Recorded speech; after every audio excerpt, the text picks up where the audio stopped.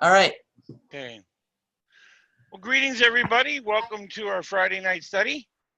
We have a little bit of a light audience tonight, but that could just be summer. Our guest speaker tonight is going to be Lee Miller. And before we get started here, I'll ask Jeff Hagan to give us our opening prayer.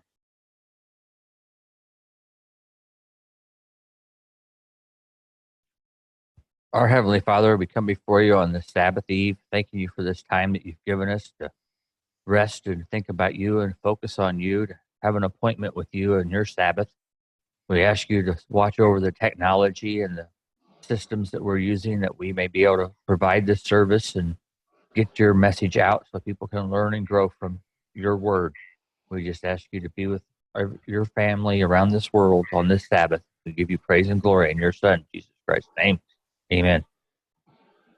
All right, Lee. Well, you can introduce yourself. Give for those of us who may not have met you before, give a little bio on yourself, and you can introduce your topic. Okay, very good.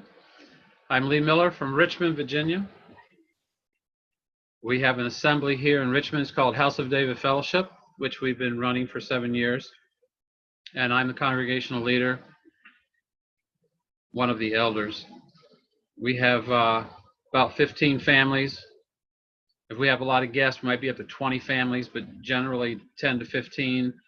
And we have a long day, just as to give you an example. We meet at 2 o'clock and we end at 9 p.m. So it is a long day, but we have a session that starts at 2 when we do the Torah portion. Then we have a fellowship break for at least a half hour with snacks and stuff. And then we have a second session, and sometimes the second session is a teaching, and sometimes it is an open session where people can ask questions, and then we just answer them or talk about them at least. And sometimes they are a question that requires us to have additional time to explore the topic. It just depends on what the question is. Some topics are pretty large. But sometimes we have the second session as an open session, and then other times we have a presentation. Just depends on the calendar date, which tomorrow we're having a presentation. And so I'm currently going through the book of Acts because I want to establish a more accurate timeline for history, the history of the assembly in the first century, and then I'm going to go into the second century, and I'll probably touch on some things that even are beyond the second century. I'm not really enthralled with some of the histories that are out there, and I have found some inaccuracies. I've also found some things that are conveniently not mentioned, things of that nature. So I want to establish something that I just feel better with, that I can give to people that are coming out, which people are coming out all over the world every day, and I want them to be able to have some material to look at the timeline to see how things evolved. So we're in the book of Acts, and we're doing a chapter per presentation, and we're at chapter 20 tomorrow. And so what I did was, for tonight, I'm going to talk about the role of the prophets, because I want to bring that up tomorrow in the presentation of Acts 20, to talk about some of the things that we can learn by finding out what the prophets actually said. Having done a survey early on, it appears that reading the prophets is not something that many do. For whatever reason or reasons, it just doesn't seem like that's the exciting section. But I have to say that I am finding it quite exciting, quite informative even. And so in tomorrow's presentation, I want to establish a framework. I'll call it a framework. And I felt if I was to bring the prophets in, I would have some additional ammunition to establish what's going on. And I can set it because I can show precedent by what's already passed, which I'm going to go through tonight. So let me fire this up here. I just like giving people some material so that they can go, they can look, and they can research it themselves. So is it okay if I start now? I can't hear anybody. That's probably a good thing. Okay, well, I'm going Yes, to, yes, go ahead. I had to unmute. okay, all right. Just wanted to make sure that I'm not moving too fast here. No, you're doing fine. I think we lost Don, but we don't have a big audience, but people do watch this on on our YouTube thing, so we'll get more views on it, okay? Not a problem, not a problem. So in this particular section of tomorrow's presentation, I have entitled it, What Do the Prophets Say? And so we're going to look at a few examples. And of course, this is going to be based on the book of Acts because that's what I'm going through. We started the book of Acts in 2015. This is 2017. So this is a extensive study. That's why we do only one chapter per presentation, per meeting. And when we got to Acts 15, we spent like a few months breaking it down because there was so much material there. So in a sense, you could say I'm going to draw on some of the things that we learned during that time period and bring some new ones up to demonstrate some of the role that the prophets have. So let me go ahead and get started here. I call this the Amos 3:7 principle. And this is where the text says, Yahweh does nothing without first revealing his plan to his servants, the prophets. Now, what I like about this, it's not that he's trying to hide everything. It's that he has a way that he's going to reveal everything. So if something is taking place, you can look back and go, okay, well, what did the prophet say about that? Well, let's go check, see if they said anything. Because if they did, I'd like to know what it is. So I'm going to give the examples as I said. So this is the reason. You could call this particular verse the reason. So the first place I want to go to is Acts 2. We all know what happened there. Peter and the disciples and others that were with them. And there were some events that took place early on in that chapter. And of course, there's usually going to be a party that's going to push back against that. They're going to try to resist what is happening. In this particular case, I believe some of the gentlemen said that they probably have had too much wine, even though it's 9 a.m. So, but then Peter responds. And what he does is he quotes Joel and goes through what was prophesied at that time, and then how the events that are taking place now are fulfilling that to some degree. Not necessarily in a final degree, but at least he went through and said it so that everybody could go, oh yeah, I remember that prophecy. Because I'm thinking that certainly Joel is spoken not in the Torah portion, but in the Haftorah portion. I'm thinking that in the first century, they were familiar with what the prophets said, especially in looking at some of the Judaic writings in which they were anticipating the millennial kingdom. You got to get that from somewhere. So I think they were aware of this principle, and I believe that Peter is calling on it here when he's quoting Joel to state what is taking place. Is actually, we knew this was going to happen all along. Maybe we weren't totally positive of what it would look like, but we got a general idea. So now the next one that I'd like to talk about is James in Acts 15. And in that particular situation, what we have is a question that is brought up in one of the assemblies, and maybe even other assemblies had the same question. But eventually it came to a head, and it was decided that they needed to get together with leaders to sit down and look at things. And I'm thinking that what they were going to do, they had the evidence of the things that had taken place, which we're going to see in just a moment in the text. But I'm wondering if they did not actually break out the scrolls and start going through to see what the prophets said. And I'm thinking that that's what I would want to do. If we've got some event and we're not really clear on how to proceed, let's find out if the prophet said something. I think, this is just not calculus. This is like elementary school. And so in my mind, if I was going to portray this in a movie, let's say, then I would have them go to the closet where there is numerous scrolls, and they would be pulling them out and then sitting at tables, each one with an assignment of some particular prophet or whatever, and then they would go through it, maybe take some notes, so that after they did this part, which could have taken, who knows how long that might have taken, then they get together and they say, okay, well, this is what I saw, and this is what I saw, and then they're talking about it. So that's what I would have imagined could have happened in that time period when they're trying to figure out exactly what it is that we're supposed to do. So anyway, in that particular setting, after everybody gets together and then they get that group meeting, what I am seeing is that there are testimonies of things going on, but I found it quite revealing. Peter is talking about the event with Cornelius. And that's one of my favorite events. It's so entertaining because it's one of those sermons in which the first thing that Peter says is, you know, it's against the law for me to be here. And it's like, how many sermons have you ever heard start with that line? So it's just one of those presentations that it always makes me smile when I think about Peter in that setting.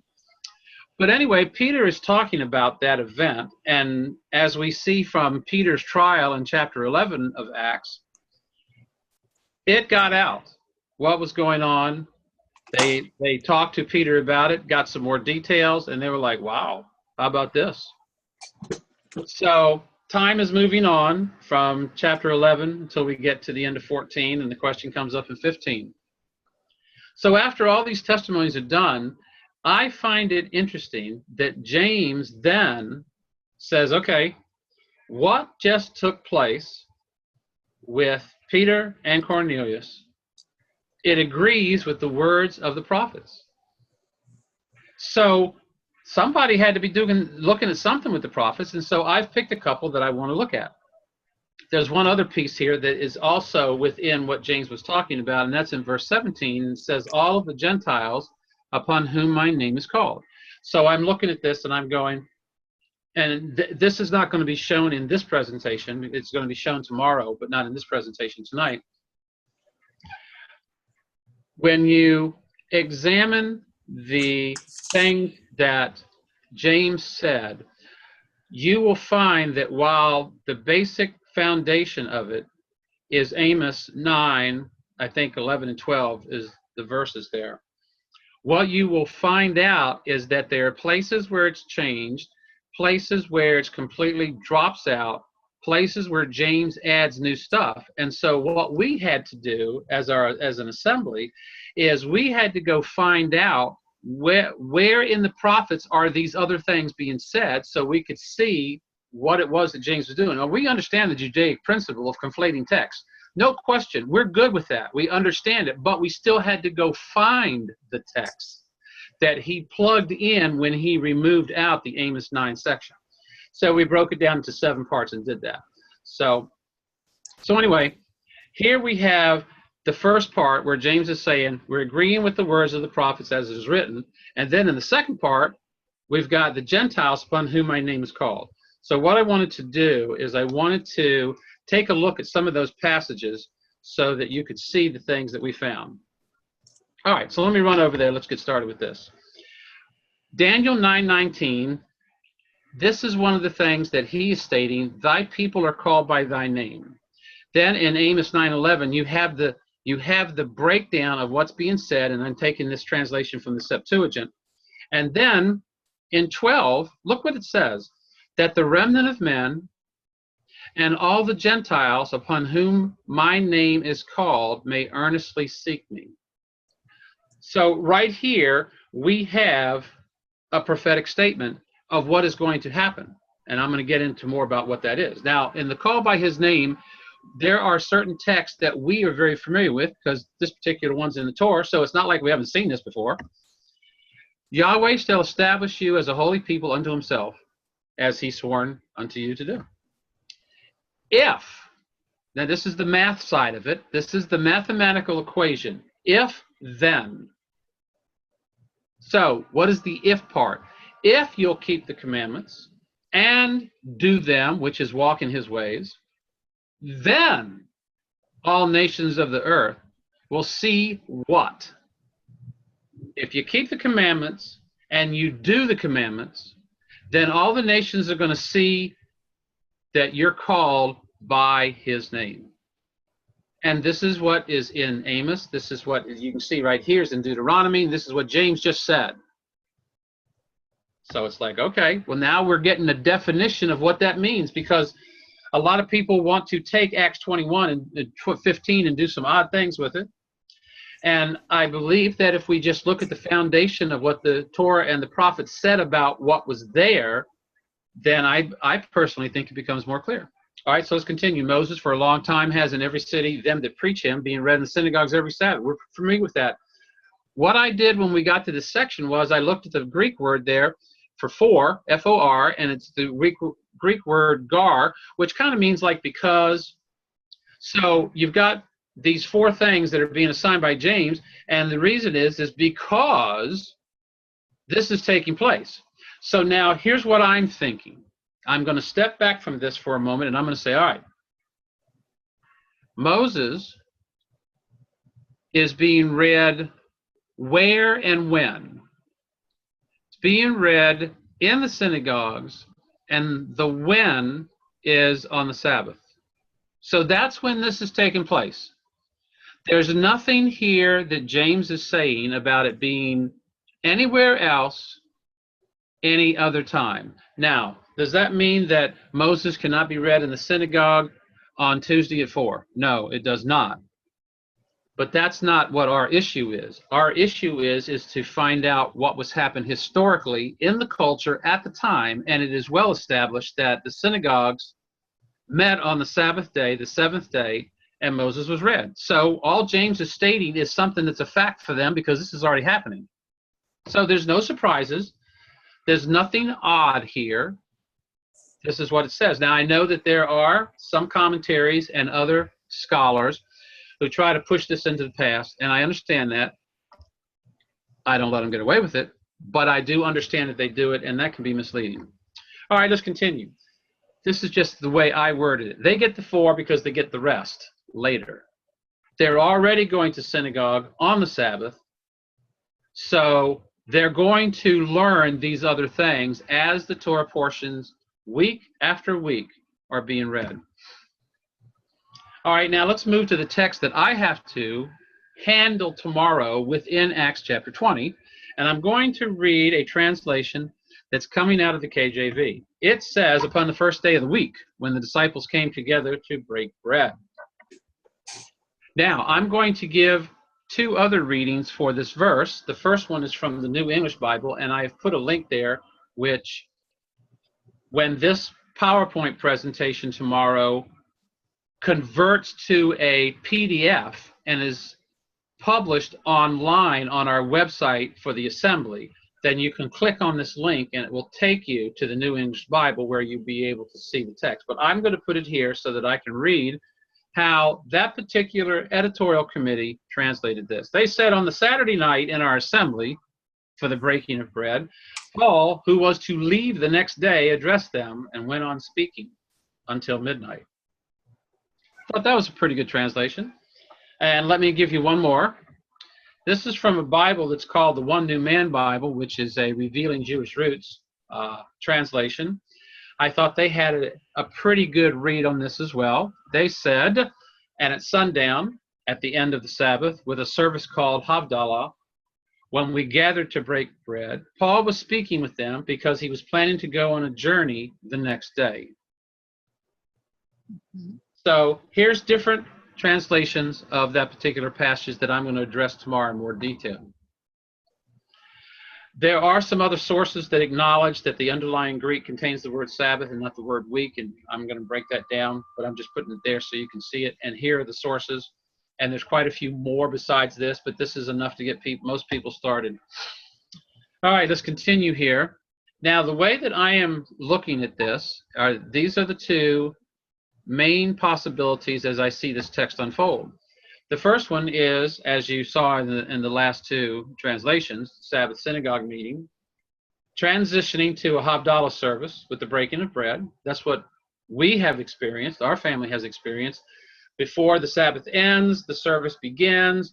There's usually some prayer and there's some other things that take place. And then there's the sharing of the bread and the sharing of the wine, grape juice for the kids. And then during that time period, it switches from the Sabbath day to the first day of the week, which is the evening part of Saturday in the Roman time scheme, but Luke doesn't do Roman time. So this is how I see one of the possibilities. Synagogue meeting, transitions to Havdalah service, breaking of bread. Paul begins speaking to the disciples right afterwards into the evening, knowing he's planning on leaving the next day, which in this case, this particular possibility, that would be Sunday. Then the second one is, this is a Sunday morning service, and I got this out of the Christian commentaries that I read and some other writings, some books and things that I wanted to see what they were saying. And they said that this was a Sunday morning service with the partaking of the Lord's Supper. Then Paul began to speak to the disciples, knowing that he intended to depart the next day, which was Monday.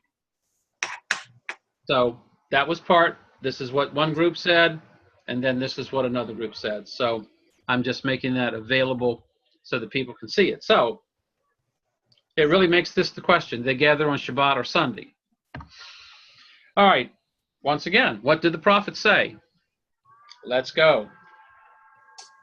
In Isaiah 56:3, let not the foreigner, this is a unique word. It's frequently used. I looked at every occurrence in the Hebrew of this word, of Torah writings and prophets to see, and the majority of the time, this particular Hebrew word is used in a negative sense. It's talking about stop the idol worship of the foreigners. That's the word that is used, and it shows up in Torah, it shows up in the writings, and of course it shows up in the prophets because it's right here. So let not the foreigner, that's the person that we're talking about, that has joined himself to Yahweh, speak saying, Yahweh has utterly separated me from his people. Now, I don't know why that would be said, but anyway, that's what the prophet is saying there. And there's a response, which I'll get to here. Now, before I finish Isaiah 56, because I am going to come back, I wanted to throw in Zechariah 2:11. Many nations shall be joined. And I'm using this passage because James used some Zechariah text when he skipped out of the Amos 9 section. So here in 56:3 of Isaiah, the foreigner joins himself. Zechariah 2 says many nations shall join in that day. And they will also be my people. So here we have a discussion. In essence, foreigners at some point in time, now whenever Isaiah wrote, whatever BC century that was, and the Zechariah the same, that could be 4 or 5 back, they were talking about a time in the future when the nations would be joined and they will be his people. So there we go again. And he concludes it in Zechariah with, I will dwell in the midst of you all. All right. Now let's take a look at these pieces, because this piece shows what happens. It comes to pass in the last days, the mountain, Yahweh's temple, will be established in the top of the mountains and shall be exalted, and all the nations shall flow unto it. Anybody see a pattern? Many nations will go and say, come, let us go up to the mountain, to the temple. He'll teach us his way, and we will walk in them. Parallelism. Out of Zion shall go forth the Torah. So who is this for? This is not just for Israel. This is for the nations at some day are going to want to do this. Here's the text. Here's what the prophet said. And you're familiar with this text because beat the swords and the plowshares is the next verse. Okay, continuing in Isaiah, turn to me and you shall be saved, you that come from the ends of the earth. Now, back to Isaiah 56. Also the foreigners, same Hebrew word, who join themselves. Let's take a look at what they're going to do, because this is quite revealing. Serve him, love the name, be servants, keeps the Sabbath and doesn't desecrate it, and takes hold of the covenant. This is what the prophets said the foreigners will do in that day. Now, I sit back in my chair like this, and I go, can it really be any more clear? I mean, can it really be any more clear what the foreigners are going to do once they join themselves to Yahweh? And another passage here I could have brought up is Jeremiah 3:15-16, where it talks about the people, these foreigners who are coming in, and James used this passage when he skipped out a section of Amos 9 in Acts 15. This particular prophet states that they have to learn the ways of my people. And when they do that, then I will expand Israel to make a place for them to come in. So, I don't know. I say again, isn't this pretty simple, straightforward? 7, even them, who are we talking about? The foreigners, will I bring to my holy mountain. Now, let's look at this real carefully. Give them joy in my temple. So that means the foreigners are going to be going to the temple. Their burnt offerings. I thought that when Yeshua died, the sacrifices were done away with. But their burnt offerings and their sacrifice will be accepted upon my altar.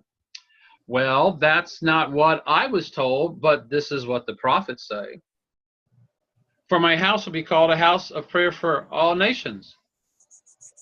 Once again, I don't know. For me, it looks kind of clear. So let's do a prophet summary.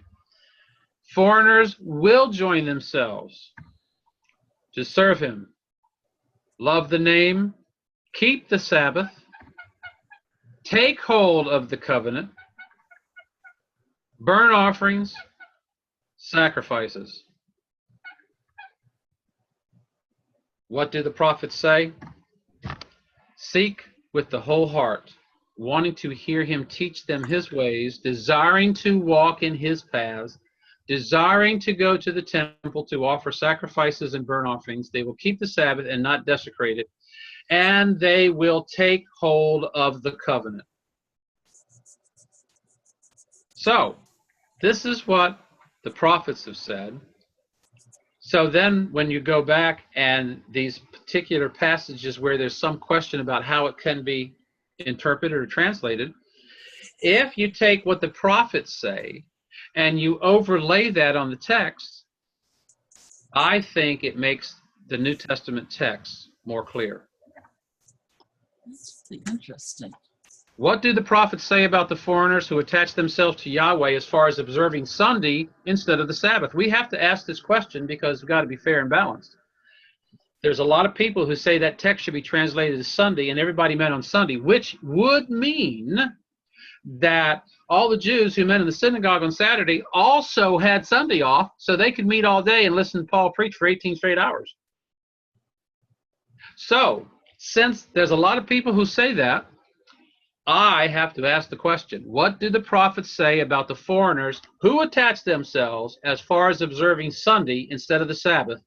And here is the answer. Nothing.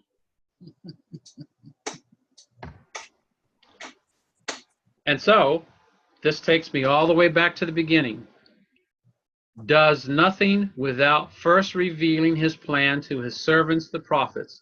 If it's not in the prophets, then that is a red flag. I'm going to step back and I am going to look more closely about what's being said, what's being translated, what's being interpreted, what's being propagated. And I'm not going to just buy it because it's being served this day. I'm going to challenge those to make their case on why this is happening, and not a single prophet ever made a statement about it. So this is just my take on the role the prophets might play. Personally, I take Amos 3:9 seriously. I really like the plan that our Heavenly Father has established. He's going to tell the prophets, they're going to write it down. Everybody's going to read it a lot of times. And then when it happens, it's all there. And I think that in this century, this 21st century, not enough credence is being given to what the prophets have said. And I think it would actually help us understand the events of the first century and the writings of the apostles, Luke notwithstanding, to be able to get a handle on it. So there you go. That's my thoughts about the prophets and the role that they have. I'll push escape. And who is that just popped in there? I see somebody. Okay.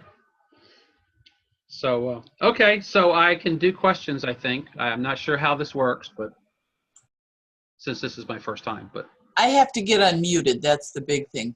You can hear me now? I can. Oh, good. Okay, Linda Roth, Sarah's sister-in-law, just popped in. Yes, Linda Sarah and I popped have in met. at the beginning.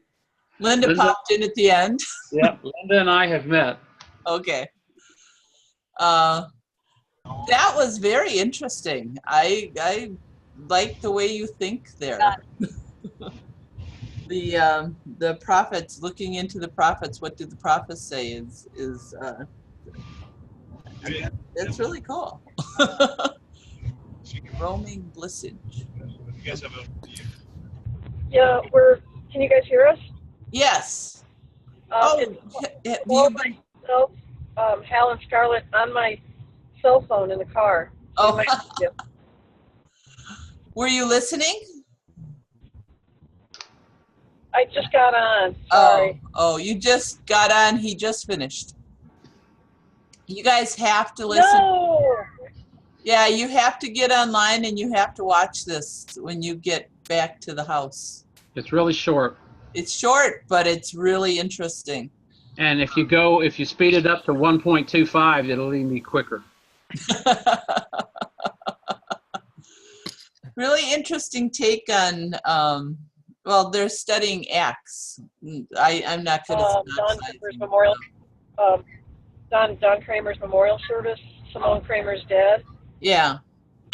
Are you on the way home or on the way there? On the way home. Oh, okay.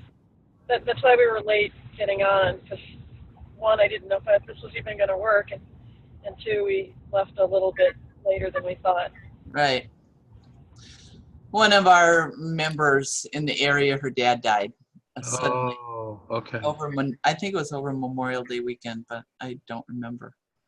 I'm not good with dates and numbers and things. So that's where a lot of our audience is, at the memorial service. Yeah. Sarah, I can't see that. Mike Waters was there with his brother, so. Okay, Lee, did you stop sharing your screen? Oh, no. Let me click that. Okay. Now I've stopped sharing. Yeah, okay, Sarah, put your note up now. I don't even see Sarah. There's Sarah. Yeah. What does it say? I'm not hearing you. Are you talking? Can you hear me? Oh, no. She has an audio problem. Sarah, there is a chat room on the bottom of the box. If you put your cursor on there, there's a chat room. And you can type in there. The bottom of the window, that's Zoom. You put your cursor down at the bottom and it'll say mute, start video, manage participants, share screen, chat. She typed in hello. Oh, okay. Cool. Hello, Sarah. Everyone else. Linda, do you have a mic? I do. Oh, okay, we can hear you. It's so good to see you. I have missed you. Yes, I missed you too. And it was like, you're done? I didn't even get to listen. Well, I guess he'll just have to do it again. Sarah wants a quick synopsis. Oh, that sounds like Sarah. I wonder if she can hear us talking. Yeah, I think she can. Because that would be very frustrating for her to only be able to hear us talking and then she can't respond. I know we should talk about her. Oh, I'm going to stop the recording. That's probably a wise decision.